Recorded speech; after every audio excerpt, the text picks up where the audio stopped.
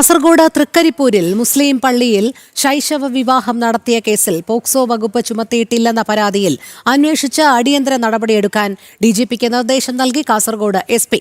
ഹൈക്കോടതി അഭിഭാഷകനും പൊതുപ്രവർത്തകനുമായ അഡ്വക്കേറ്റ് കുളത്തൂർ ജയ്സിംഗ് നൽകിയ പരാതിയിലാണ് നടപടി. കാസർഗോഡ് എടച്ചാക്കെ അഴീക്കൽ മുസ്ലിം പള്ളിയിൽ വെച്ച് നടന്ന ശൈശവ വിവാഹത്തിൽ പെൺകുട്ടിയുടെ പിതാവ് ഉൾപ്പെടെ 4 പേർക്കെതിരെ കേസെടുത്തെങ്കിലും പോക്സോ വകുപ്പ് ചുമത്തിയിരുന്നില്ല. ഇത് ചൂണ്ടിക്കാണിച്ച് ഹൈക്കോടതി അഭിഭാഷകനും പൊതുപ്രവർത്തകനുമായ അഡ്വക്കേറ്റ് കുളത്തൂർ ജയ്സിംഗ് നൽകിയ പരാതിയിലാണ് നടപടി. കേസിൽ പോക്സോ വകുപ്പ് ചുമത്തിയിട്ടില്ലെന്ന പരാതി അന്വേഷിച്ച് അടിയന്തര നടപടിയെടുക്കാൻ സംസ്ഥാന പോലീസ് മേധാവി കാസർഗോഡ് എസ്പിക്ക് നിർദ്ദേശം നൽകി.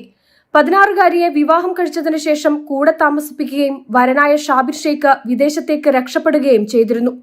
പെൺകുട്ടിക്ക് പ്രായപൂർത്തിയായിട്ടില്ലെന്ന് തെളിഞ്ഞിട്ടും പോക്സോ വകുപ്പ് ചുമത്താതെ പോലീസ് ഒത്തുകളിക്കുകയാണെന്നാണ് ആരോപണം.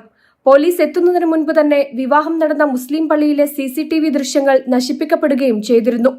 നിലവിൽ പെൺകുട്ടിയുടെ പിതാവ്, വിവാഹത്തിന് കാർമ്മികത്വം വഹിച്ച ഉസ്താദ് റഹ്മത്തുള്ള, പടന്ന ഗ്രാമപഞ്ചായത്ത് അംഗവും അഴീക്കൽ ജുമാ മസ്ജിദ് സെക്രട്ടറിയുമായ PK താജുദ്ദീൻ എന്നിവർക്കെതിരെ കേസെടുത്തെങ്കിലും ആരെയും അറസ്റ്റ് ചെയ്തിട്ടില്ല.